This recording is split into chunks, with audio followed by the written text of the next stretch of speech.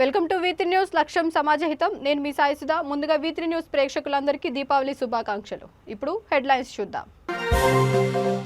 AP మంత్రులపై Janasena కార్యకర్తలే దాడికి పాల్పడ్డారు. సీసీ ఫుటేజీ ఆధారంగా గుర్తించినట్లు విశాఖ నగర సిపి శ్రీకాంత్ వెల్లడి.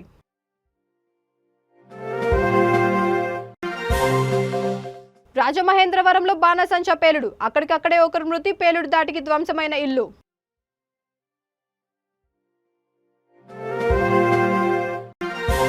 నిజాం కాలం నుండే సదర్ వేడుకలు. అఖిల భారత యాదవ్ సంఘం ఆర్గనైజర్ సందీప్ యాదవ్ వెల్లడి.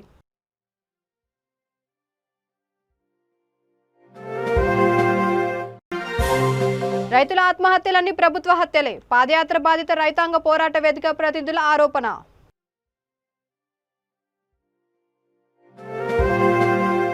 ఇక డీటెయిల్స్ చూస్తే విశాఖ ఎయిర్పోర్ట్ వద్ద ఈ నెల 15న ఏపీ మంత్రులపై జరిగిన రాళ్ల దాడి ఘటనపై నగర సిపి శ్రీకాంత్ స్పందించారు. జనసేన కార్యకర్తలే ఈ దాడికి పాల్పడినట్లు సీసీ ఫుటేజీ ఆధారంగా గుర్తించినట్లు చెప్పారు. పక్కా ప్లాన్ ప్రకారమే దాడి జరిగిందని స్పష్టం చేశారు. మంత్రి రోజాపై దాడి చేయాలని జనసేన నాయకులు భావించారని అన్నారు. దాడి ఘటనలో మంత్రి పిఏ దిలీప్ కు గాయాలయ్యాయని తెలిపారు. దాడి ఘటనపై సోషల్ మీడియాలో జరుగుతున్న ప్రచారంపై ఆయన స్పందించారు. పోలీసులపై జనసేన నేతలు చేస్తున్న ఆరోపణలు అవాస్తవమని కొట్టిపాడేశారు. మంత్రులు జోగి రమేష్, రోజా, విడుదల రజని, వైసీపీ నేత వైవి సుబ్బారెడ్డి, ఎమ్మెల్యే అదిత్ రాజు విశాఖ గర్జన సభ ముగించుకొని తిరిగి ప్రయాణమయ్యే సమయంలో దాడి జరిగిందన్నారు. జనసేన దాడిలో పెందుర్తి సిఐ గాయపడ్డారని, ప్రభుత్వ ఆస్తులు కూడా ధ్వంసమయ్యాయని చెప్పారు. దాడి ఘటనలో 6 వేర్వేరు కేసులు నమోదు చేశామని చెప్పారు. ఇప్పటి వరకు 100 మందిని అరెస్ట్ చేసినట్టు తెలిపారు. పవన్ కళ్యాణ్ పట్ల పోలీసులు దురుసుగా ప్రవర్తించారంటూ వస్తున్న ఆరోపణలో నిజం లేదని అన్నారు.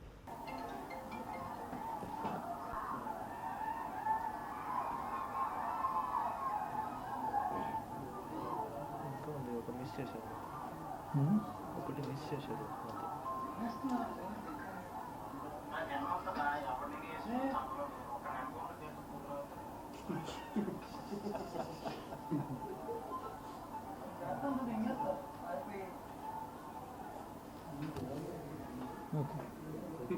ఓకే చలో దారుణంగా ప్రవర్తించారన్నది. సో అందుకని ఈ కేసులు నమోదు చేసి వారి మీద చట్టపరంగా చర్యలు తీసుకోవడం జరిగింది.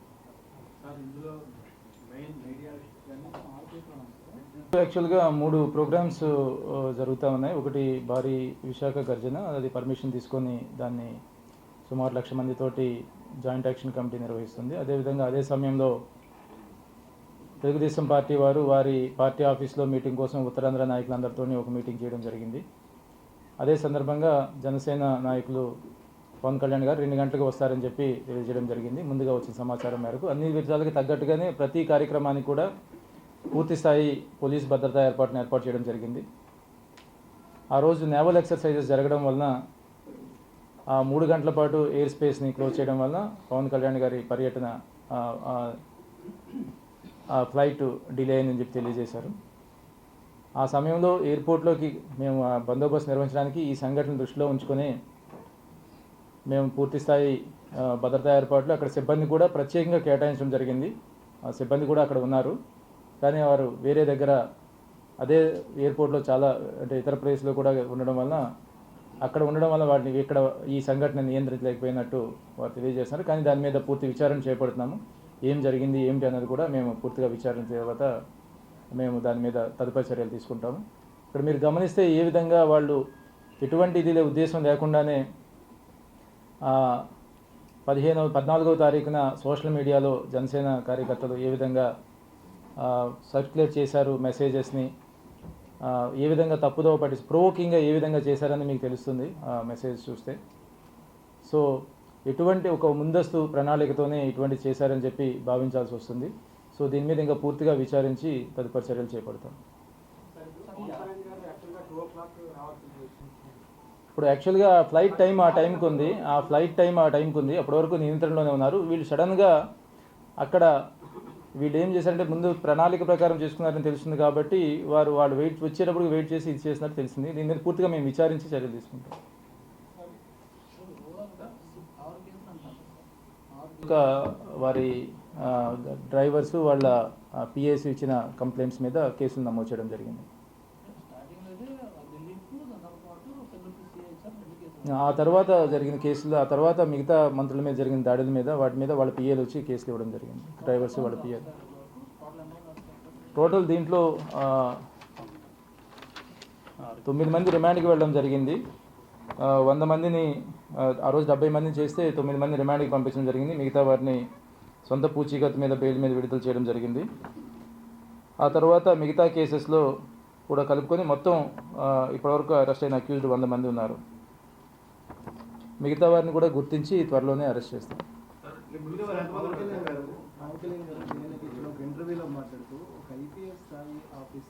పర్మిషన్ లేదు. దాంట్లో డీజే సిస్టమ్ పెట్టారు. ఆ డీజే సిస్టమ్ పెట్టి డీజే సిస్టమ్ తోటి వాళ్ళు వెళ్తున్నప్పుడు చుట్టూ చాలా గొడవ జరుగుతూ ఉంది. ఆ సందర్భంలో ర్యాలీకి పర్మిషన్ లేదు. ఆల్రెడీ ట్రాఫిక్ జామ్ అయిపోయింది. ప్రజలు బాగా ఇబ్బంది పడుతున్నారు. ఎసెన్షియల్ సర్వీసెస్, ఎమర్జెన్సీ సర్వీసెస్ అన్నీ ఆగిపోయాయి అని చెప్పి తెలియజేయడానికి డీసీపీ గారు, లా అండ్ ఆర్డర్ డీసీపీ గారు ప్రయత్నించే క్రమంలో ఆ ఫుటేజ్ మీదకి ఎక్కి వారికి తెలియజేసే క్రమంలో ఆ టైంలో ఆయన తన వాహనం మీదకి ఎక్కారని చెప్పి ఆయన భావించడం జరిగింది. కానీ ఎక్కడ కూడా ఆయనకి ఆ కమ్యూనికేషన్ తెలియజేయడానికి ఆయన ప్రయత్నించారు. ర్యాలీకి పర్మిషన్ లేదు, మీరు ర్యాలీని ముగించి ఇప్పటికే చాలా సమయం అయిపోయింది, మీ వలన ఈ ప్రజలు ఇబ్బంది పడుతున్నారని చెప్పి తెలియజేసి వారిని వెళ్ళిపోమని చెప్పే క్రమంలో జరిగింది. అక్కడ దాన్ని వాడు తప్పుగా అర్థం చేసుకున్నారు. స్టార్టింగ్లోనే ఆపడం జరిగింది. ర్యాలీని స్టార్టింగ్లోనే ఆపడం జరిగింది. ఆయన ప్రతి క్షణంలో కూడా మనం ర్యాలీ లేదు, ర్యాలీకి పర్మిషన్ లేదని చెప్పడం జరిగింది. కానీ వారు కొనసాగించారు. అంటే ఇందులో ట్రాఫిక్ నియంత్రణ చేయలేకపోవడం వల్ల జరిగింది. మేము కూడా అనుకోలేదు ర్యాలీగా వస్తారని చెప్పేసి. కాకపోతే అభిమానులు పెద్ద ఎత్తున రావడంతో మేము ముందుకు వెళ్ళలేకపోయాం. పోలీసులు ప్లేస్ చూపించలేకపోయారని చెప్పేసి కూడా వారు పెద్ద ఎత్తున సమీకరించారు. మాకు ఇచ్చిన సమాచారం మేరకు ఎటువంటి ర్యాలీ లేదని ఆ కోన తాతారావు గారు ఇచ్చిన దాని ప్రకారం ఎటువంటి పర్మిషన్ కానీ ర్యాలీ కానీ ఎక్కడ వారిని సేకరిస్తున్నట్టు కానీ లేదు. ఇంకో పక్క చూస్తే మనం వాళ్ళు పెద్ద ఎత్తున దాడి చేస్తారని చెప్పేసి సోషల్ మీడియాలో ప్రచారం చేసి అసత్యారోపణలు చేస్తూ ఇచ్చేశారు. ఆల్రెడీ విచారణలో ఇందాక మీకు చూపించింది కూడా మీకు తెలుస్తూనే ఉంది. మీకు ఆల్రెడీ ఇందాక వేశాం కాబట్టి ఏ విధంగా అసత్య ఆరోపణలతోటి వారు ఏ విధంగా రెచ్చగొట్టి ఇచ్చేశారని ముందే తెలుస్తోంది.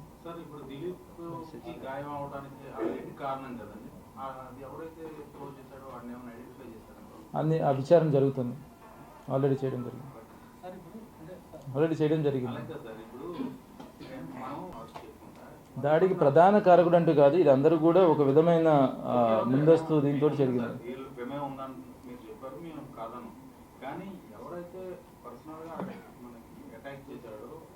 వాడిని పట్టుకొని మనం ఇన్వెస్టిగేషన్లో ఎస్టాబ్లిష్ చేస్తాం సాధారణంగా మామూలుగా. కానీ అలా కాకుండా అసలు దాడి చేసిన వాడు ఇంతవరకు అరెస్ట్ కాలేదు. ఇప్పుడు ఎవరెవరో పర్మిషన్ లెటర్ పెట్టిన వాళ్ళు కావచ్చు, లేకపోతే అక్కడ గ్యాదర్ అయిన వాళ్ళు కావచ్చు, లేకపోతే వాళ్ళకి అనుకూలంగా లేదు, దాడిలో పాల్గొన్న వాళ్ళని అరెస్ట్ చేయడం జరిగింది. దాడి చేసిన వాళ్ళని అరెస్ట్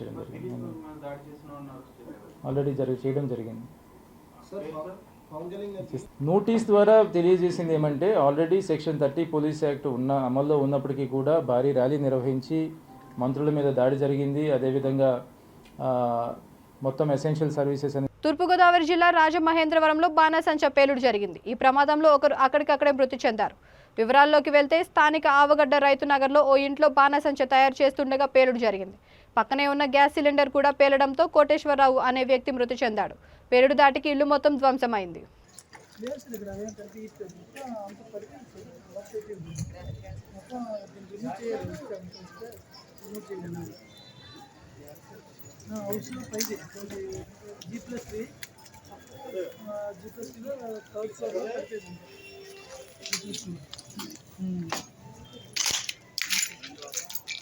తెలంగాణ రాష్ట్రంలో సదర్ వేడుకలు నిజాం కాలం నుండి నిర్వహిస్తున్నామని అఖిల భారత యాదవ్ సంఘం ఆర్గనైజర్ సందీప్ యాదవ్ అన్నారు. హైదరాబాద్ చప్పల్ బజార్ నుండి నారాయణగూడ చౌరస్తాకు యాదవులంతా కలిసి కుల మతాలకు అతీతంగా సదర్ కార్యక్రమాన్ని వైభవంగా జరుపుకోవడం ఆనవాయితీగా వస్తుందన్నారు. ఈ నెల 27వ తేదీన సదర్ వేడుకలను ఘనంగా జరుపుకుంటున్నామని అన్నారు. ఈసారి కేరళ, హర్యానా నుండి ప్రత్యేకంగా సదర్ ప్రదర్శనకు దున్నరాజులను తీసుకువచ్చామని అన్నారు. ఈ కార్యక్రమంలో అఖిల భారత యాదవ్ సంఘం అధ్యక్షులు, కార్యదర్శులు, కార్యకర్తలు తదితరులు పాల్గొన్నారు.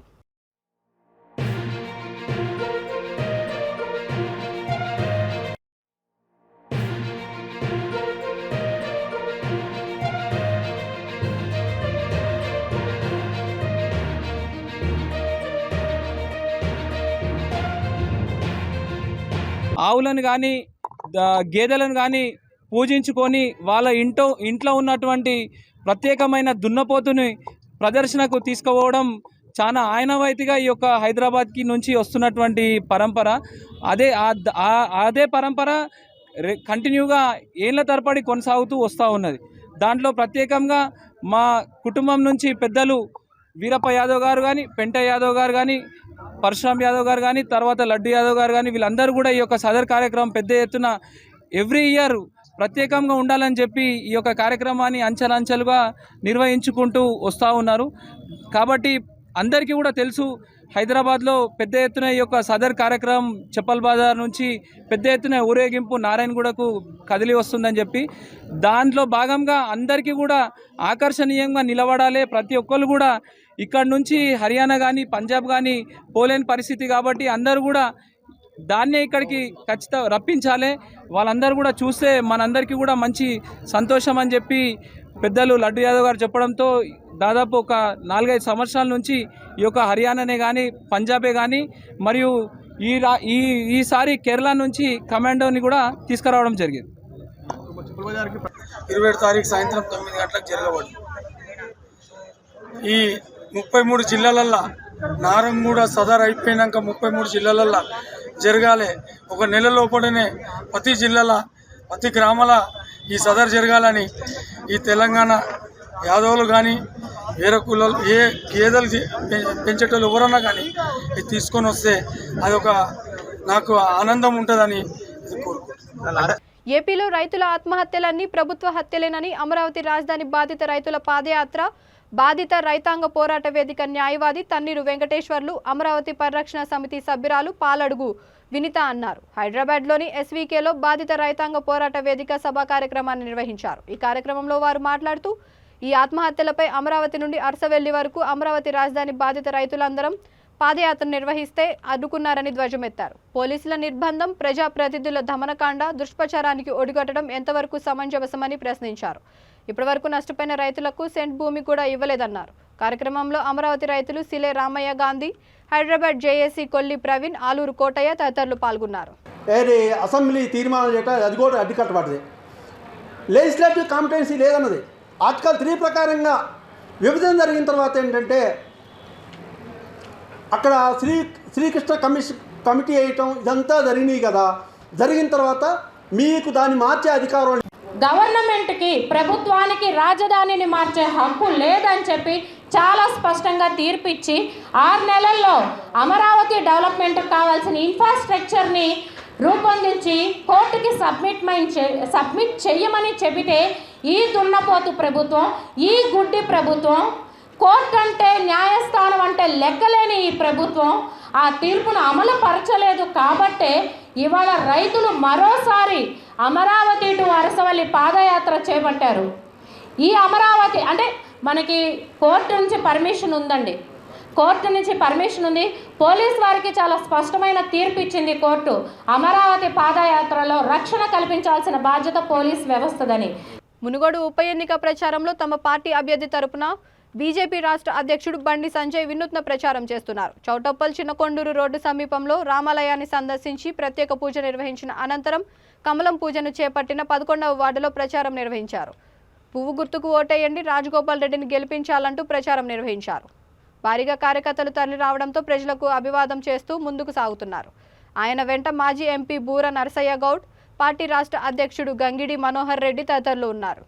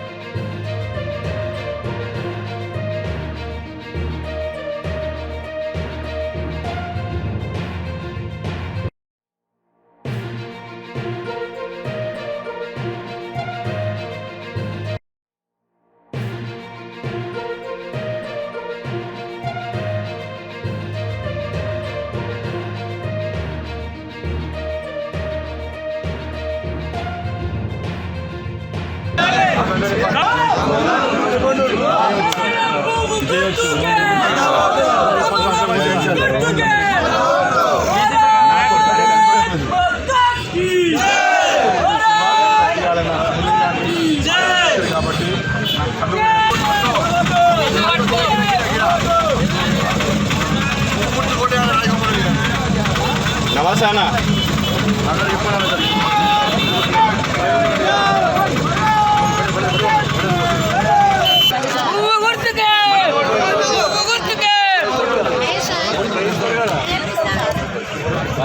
మీరందరూ వేయాలి ఖచ్చితంగా.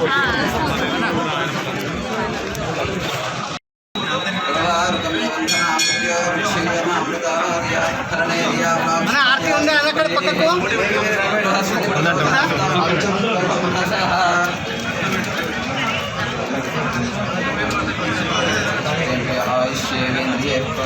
భక్తమాల్యాంబరాయ నమః శ్రీయై నమః భాస్కరణ్యై నమః బిల్వనిలయాయ నమః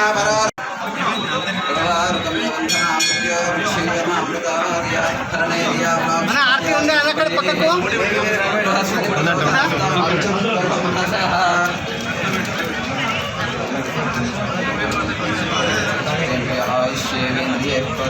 భక్తమాల్యాంబరాయ నమః శ్రీయై నమః భాస్కరణ్యై నమః బిల్వనిలయాయ నమః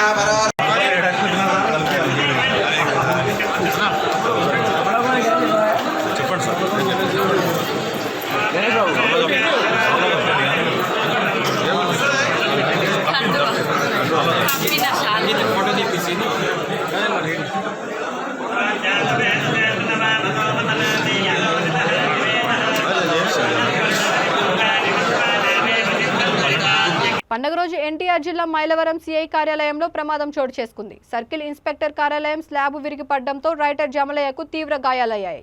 సిఐ రమేష్ కుమార్తె స్వల్ప గాయాలతో బయటపడింది. క్షతగాత్రులను స్థానిక ఒక ప్రైవేట్ హాస్పిటల్కి తరలించారు.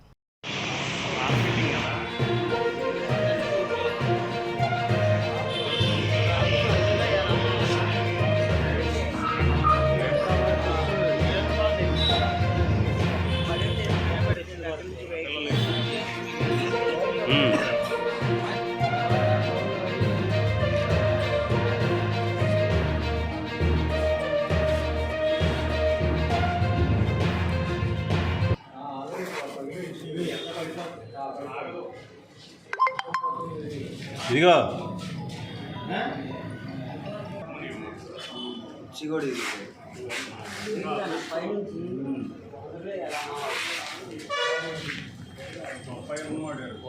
కొద్దిగా చేతిని ఫోన్ చేసి కొంచెం పడింది ఏమనుకున్నా ఏదో బిల్డింగ్ ఇక్కడ పాత బిల్డింగ్ ఇక్కడ పడతా ఉంటాయి కాబట్టి కొద్దిగా అనుకున్నాం కానీ ఇంత పెద్దదంటే అబ్బో మామూలు అదృష్టం ఇది ఎప్పుడు ఆయనకి జమలే కాదు బావా కరెక్ట్గా నెత్తి మీద పడుతుంది ఎక్కడ అనుకున్నారు ఆఫీస్ కాడ ఏదో సంతకం పెడుతున్నారు అనుకుంటా సాయిగా అదే రౌండ్ ఆఫ్ వేసింది ఒకసారి అయితే తప్పించుకునేవాడు. హనుమకొండ జవహర్లాల్ నెహ్రూ స్టేడియంలో Kakatiya kabaddi premier league season 2 పోటీలను జిల్లా గ్రంథాలయ సంస్థ చైర్మన్, తెలంగాణ రాష్ట్ర కబడ్డీ అసోసియేషన్ అధ్యక్షుడు మొహమ్మద్ అజీజ్ ఖాన్ ప్రారంభించారు. అనంతరం ఆయన క్రీడాకారులను పరిచయం చేసుకున్నారు. ఈ సందర్భంగా ఆయన మీడియాతో మాట్లాడుతూ కాకతీయ కబడ్డీ ప్రీమియర్ మొదటి లీగ్ సీజన్ 2019లో నిర్వహించినట్లు తెలిపారు. కరోనా కారణంగా సీజన్ 2 కబడ్డీ పోటీలు నిర్వహించలేకపోయామని తెలిపారు. ఈ కార్యక్రమంలో హనుమకొండ జిల్లా కబడ్డీ అసోసియేషన్ ఉపాధ్యక్షులు కృష్ణారెడ్డి, కుమార్, రమేష్, వరంగల్ జిల్లా కబడ్డీ అసోసియేషన్ అధ్యక్షుడు సోదా రామకృష్ణ, సెక్రటరీ మహమ్మద్ అబ్దుల్లా ఖాన్, హనుమకొండ జిల్లా కబడ్డీ అసోసియేషన్ అధ్యక్షుడు ఆకుల సారంగపాణి తదితరులు పాల్గొన్నారు.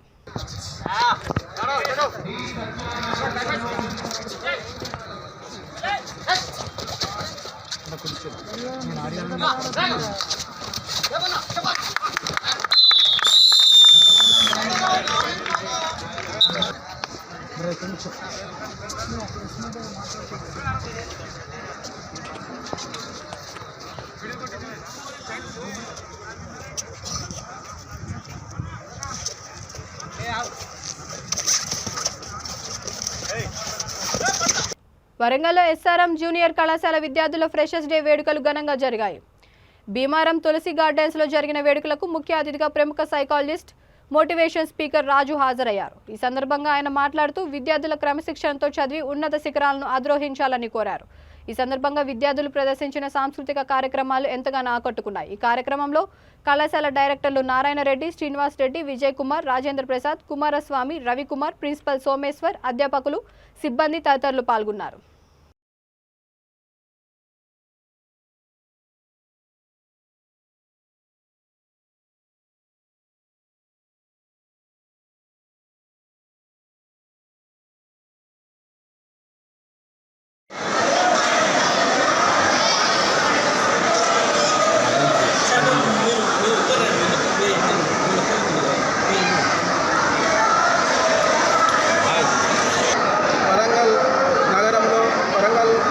సిటీలో ఒక కొత్త ఒరవడిని సృష్టించినటువంటి అత్యుత్తమ కళాశాలగా మా కళాశాల నిలిచినందుకు మేము చాలా గర్వపడుతున్నాం.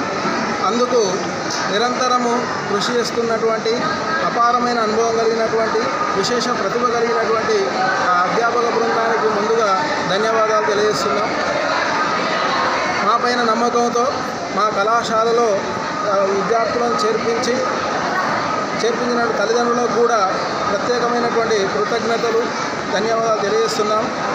మా కళాశాలలో విద్యను అభ్యసిస్తున్నటువంటి విద్యార్థులు ఉన్నతమైనటువంటి లక్ష్యాలను ఇక్కడ సాధించాలని వారి తల్లిదండ్రులకు, మాకు, వాళ్ళకి విద్యను నేర్పినటువంటి గురువులకు మంచి పేరు తీసుకురావాలని చెప్పి ఇక్కడ మా యాజమాన్యం బృందం తరపున నేను విజ్ఞప్తి చేస్తున్నాను.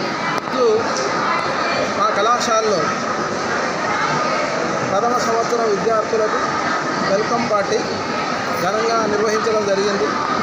సెకండ్ ఇయర్ విద్యార్థులు, ప్రథమ సంవత్సర విద్యార్థులకు ఘనంగా ఈరోజు మన కళాశాలలో వెల్కమ్ పార్టీ ఏర్పాటు చేశాము. ఈ వెల్కమ్ పార్టీకి ముఖ్య అతిథిగా మంచి అనుభవం కలిగినటువంటి సైకాలజికల్ మోటివేషన్ క్లాసెస్ కూడా నిర్వహించాము. దానికి ప్రత్యేకమైన అతిథిగా రాజు వచ్చి ఇక్కడ విద్యార్థులకు అమూల్యమైనటువంటి సలహాలు ఇచ్చి హనుమకొండ జవహర్లాల్ నెహ్రూ స్టేడియంలో ములుగు జిల్లా అథ్లెటిక్స్ సంఘం ఆధ్వర్యంలో నిర్వహిస్తున్న రెజోనెన్స్ 8వ రాష్ట్ర స్థాయి జూనియర్ అథ్లెటిక్స్ ఛాంపియన్షిప్ 2022 పోటీలు రెండో రోజు కొనసాగాయి. ఈ సందర్భంగా అధ్యక్షుడు లెక్కల రాజిరెడ్డి, కార్యదర్శి వెంకటేశ్వర్ రెడ్డి, కన్వీనర్ చంద్రమోహన్ మీడియాతో మాట్లాడుతూ రాష్ట్ర స్థాయి అథ్లెటిక్స్ పోటీలు అండర్ 14, 16, 18, 20 విభాగాల్లో బాలబాలికలకు 60 ఈవెంట్స్ నిర్వహిస్తున్నట్లు తెలిపారు. పోటీల్లో ప్రతిభ కనబర్చి ఎంపికైన క్రీడాకారులు అస్సాం రాజధాని గువాహటిలో నవంబర్ 11 నుంచి 15 వరకు జరిగే జాతీయ స్థాయి ఛాంపియన్షిప్లో పాల్గొంటారని తెలిపారు.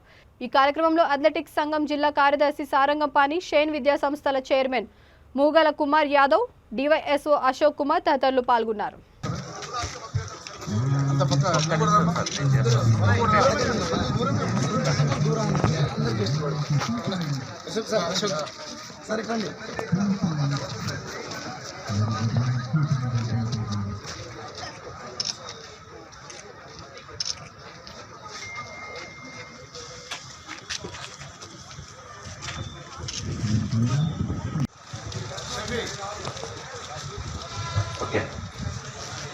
And girls will be discussed through third position, C.H. Madhurya of Jagityal. And will be discussed through the boys under 18 in 200 meters. Girls 25,000 meters events. Coach గారిని సాధారణంగా ఆహ్వానిస్తున్నాం. అటు వెళ్ళిపోయారు, పిల్లలు వెళ్ళిపోయారు. వెళ్ళండమ్మా. M. Uma Suryapet, first place. K. Vishalakshi, Hyderabad, second place. G. Manasa, Nagar Karnool.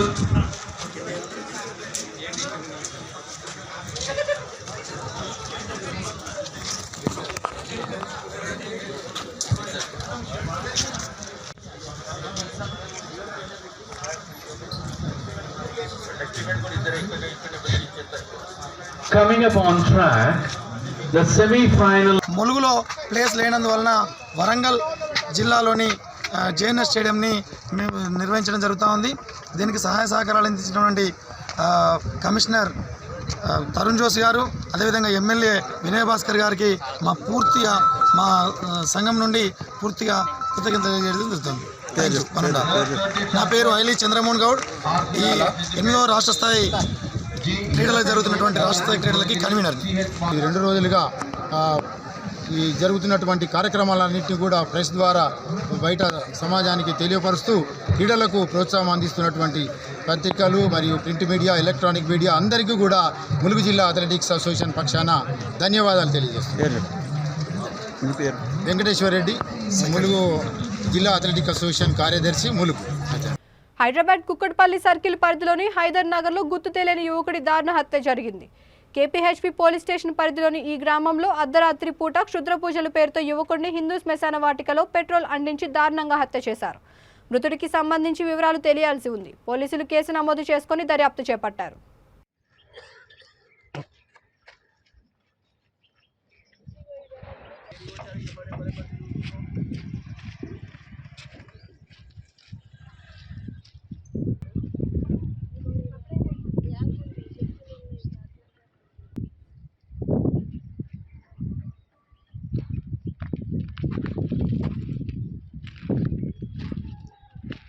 దాంట్లో diesel తెచ్చిరా అమ్మా?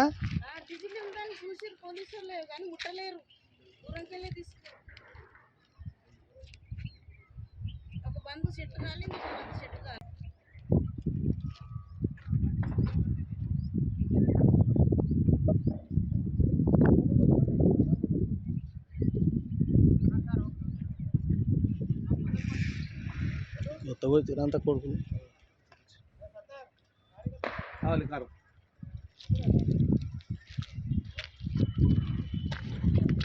Bulletin ముగించే ముందు హెడ్లైన్స్ మరొకసారి.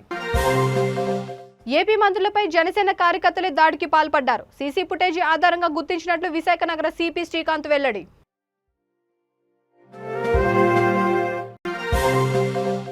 రాజమహేంద్రవరంలో బాణసంచా పేలుడు, అక్కడికక్కడే ఒకరు మృతి, పేలుడు దాటికి ధ్వంసమైన ఇల్లు.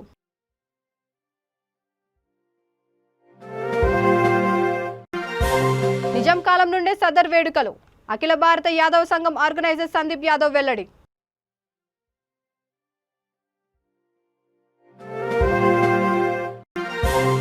రైతుల ఆత్మహత్యలన్నీ ప్రభుత్వ హత్యలే, పాదయాత్ర బాధిత రైతాంగ పోరాట వేదిక ప్రతినిధుల ఆరోపణ.